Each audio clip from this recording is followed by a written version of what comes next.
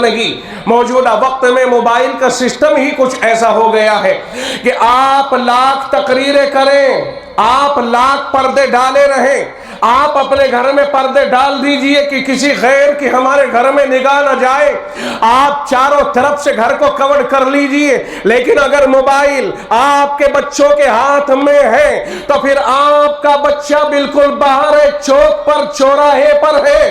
اور اگر آپ کے بچے کے ہاتھ میں بڑا موبائل نہیں ہے تو پھر سمجھ لیجئے کہ آپ کا بچہ یا بچی حفاظت میں رہ سکتے ہیں. ہم نے لاک ڈاؤن کے زمانے سے ایک انتہائی خطرناک ترین حال دیکھا ہے کہ لوگوں نے کہا تعلیم ہوگی، لوگوں نے کہا گھر گھر تعلیم پہنچے گی، لوگوں نے کہا کہ تعلیم کے لیے، آن لائن تعلیم کے لیے بڑے موبائل کی ضرورت ہے. ایسا لگتا ہے کہ بائی پلان جو اوریانیت، جو ننگا پن، جو فحاشی اور جو بدماشی گھروں میں نہیں پہنچ رہی تھی اسے گھروں میں پہنچایا گیا ہے.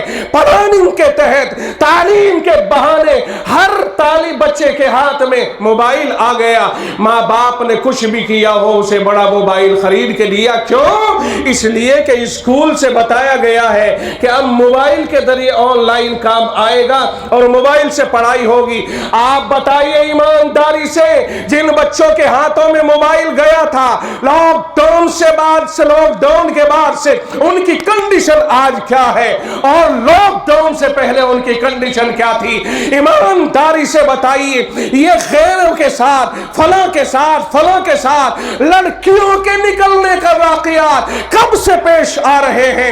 اس سے پہلے تو خال کوئی واقعہ پیش آ گیا. مگر آج برا نہ مانیے روہتے کے لوگوں، میں ایک سچ کہتا چلا جاؤں اور ایک حقیقت کو آپ کے سامنے بیان کرتا چلا جاؤں کہ لاک ڈاؤن کے بعد سے جب سے موبائل ہمارے ہاتھوں میں آئے ہیں اس وقت سے لے کر آج تک یہ فیصد اتنا بڑا ہے. اور اس سے پہلے تو کوئی کبھی کبھار سننے کو ملتا تھا اور اس کے لیے بھی مجھے لگتا ہے کہ انہیں بڑے پاپڑ بیلنے پڑتے ہوں گے. اب نکلنے کے لیے کوئی اتنی زیادہ مشقت نہیں ہو پاتی. لاکھوں لڑکیاں ادھر سے ادھر ہو گئی. اور یہ میں نہیں کہتا، رپورٹ کہتی ہے، یہ میں نہیں کہتا، آپ خود کہتے ہو، آپ کو مجھ سے زیادہ معلوم ہے. نہ جانے کتنی لڑکیاں ادھر سے ادھر ہوئی. میں سمجھتا ہوں اس میں بڑا قصور موبائل کا بھی ہے، اور قصور تو بہت سارے ہیں. اس وقت میں ہم ان قصوروں کی طرف نہیں جا سکتے ہیں، لمبا وقت ہو جائے گا. بہت ساری خامیاں ہیں جنہیں ہم نے احساس تک میں نہیں لائے ہیں. ہم ایک سائی مجھ سے بتا رہے تھے، ایک بڑے مفتی صاحب ہیں، انہوں نے کہا، اللہ کی قسم دل پہ ہاتھ رکھ کر کے سننا، بڑے مفتی صاحب ہیں، معتبر دارالافتاء میں فتاوی نویسی کرنے والے استاد بھی ہیں، حدیث پاک کے بھی استاد ہیں.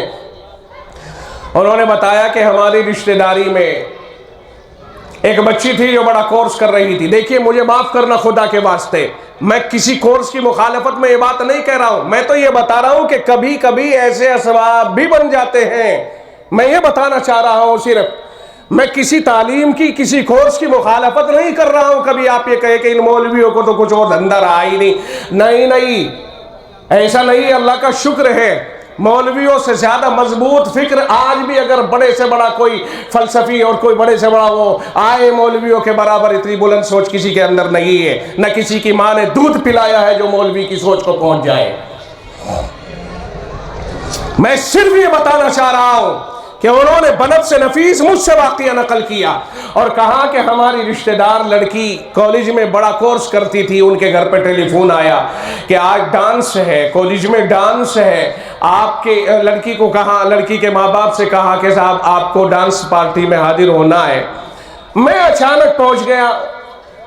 تو جس وقت میں پہنچا وہ تیاری کر رہے تھے چلنے کی، مجھ سے کہنے لگے مفتی صاحب آپ معذرت خواہ ہیں، آپ تشریف رکھیے، کھانا یہ کریں گے اور ہم نے ذرا سا وہاں کالج جانا ہے. وہاں سے فون آیا تھا پرنسپل کا کہ صاحب آج ڈانس پارٹی، آپ کی بیٹی کا ڈانس ہے، اس لیے ذرا ٹائم سے آ جانا.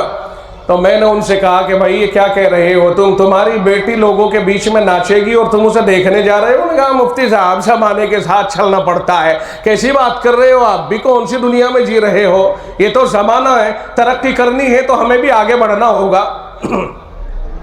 جب میں نے ان کے تیور دیکھے تو میں نے کہا بھئی یہ ماننے والے نہیں ہیں، کیونکہ ان کا تو نظام ہی پہلے سے بنا ہوا اسی طرح سے۔